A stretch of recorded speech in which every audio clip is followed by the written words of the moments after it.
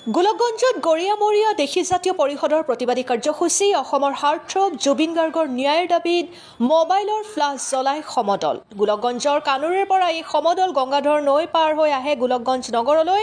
অসমীয়াৰ আৱেগ জুবিন গাৰ্গৰ মৃত্যুৰ ঘটনাত জড়িতক শীঘ্ৰে গ্ৰেপ্তাৰ কৰাৰ দাবী। আমি দা নিউজ 24 অসমৰ সমূহ দৰ্শকক দেখুৱাই আছো এই দৃশ্য, আৰু এই দৃশ্য হৈছে গোলকগঞ্জত গৰিয়ামৰীয়া দেশী জাতীয় পৰিষদৰ প্ৰতিবাদী কাৰ্যসূচী অসমৰ হাৰ্টথ্ৰব জুবিন গাৰ্গৰ ন্যায়ৰ দাবীত মোবাইলৰ ফ্লাছ লাইট জ্বলাই সমদল দেখিবলৈ পোৱা গৈছে। ৰাজ্যৰ বিভিন্ন প্ৰান্তত এতিয়া কণ্ঠশিল্পী জুবিন গাৰ্গৰ মৃত্যুৰ ন্যায়ৰ দাবীত এনেদৰে ৰাজ্যৰ প্ৰান্তে প্ৰান্তে এতিয়া প্ৰতিবাদী সমদল উলিয়াইছে। কি উজনি কি নামনি ধুবুৰীৰ পৰা শদিয়ালৈ এতিয়া দেখিবলৈ পোৱা গৈছে শিল্পী জুবিন গাৰ্গৰ ন্যায়ৰ দাবীত এনেদৰে এতিয়া প্ৰতিবাদ কৰা। আৰু এই দৃশ্যাংশ হৈছে গোলকগঞ্জত গৰিয়ামৰীয়া দেশী জাতীয় পৰিষদৰ এনেদৰে প্ৰতিবাদী কাৰ্যসূচী অসমৰ হাৰ্টথ্ৰব জুবিন গাৰ্গৰ ন্যায়ৰ দাবীত এনেদৰে মোবাইলৰ ফ্লাছ জ্বলাই এনেদৰে এক বৃহৎ সমদল উলিয়ায়। গোলকগঞ্জৰ কানুৰীৰ পৰা এই সমদল গংগাধৰ নৈ পাৰ হৈ আহে গোলকগঞ্জ নগৰলৈ, আৰু অসমীয়াৰ যি আৱেগ জুবিন গাৰ্গৰ মৃত্যুৰ ঘটনাত জড়িতক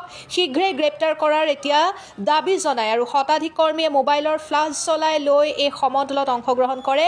প্ৰাণৰ শিল্পীগৰাকীৰ মৃত্যুৰ ন্যায় বিচাৰি গৰিয়ামৰীয়া দেশী জাতীয় পৰিষদৰ কৰি অতি সোনকালে শ্যামকানু মহন্ত আৰু সিদ্ধাৰ্থ শৰ্মাক আটক কৰি তদন্তৰ দাবী জনাই দোষীক উচিত শাস্তি প্ৰদান কৰিবলৈ এনেদৰে এতিয়া আহ্বান জনায়। আমি পুনৰবাৰ জনাইছো এই খবৰ দা নিউজ 24 অসমৰ সমূহ দৰ্শকক জনাই আছো এই খবৰ।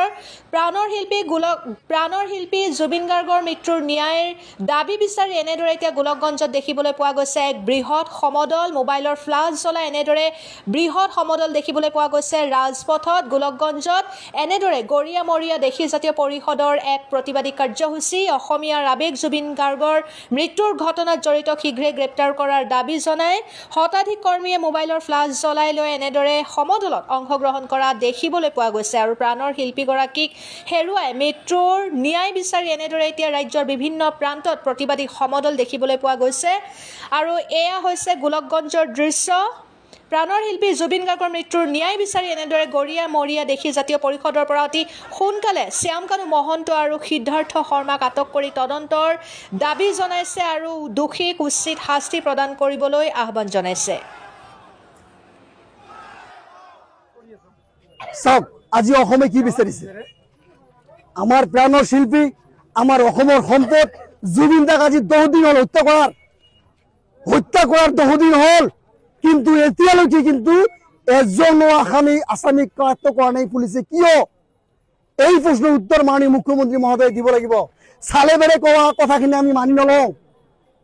10 দিন আসামিক ছুটি দিব, এইবিলাক কথা আমি মানি নলওঁ। আজি আমাৰ বুকুত লাগিছে, জুবিন দাৰ আৱেগ আমাৰ বুকুত আছে।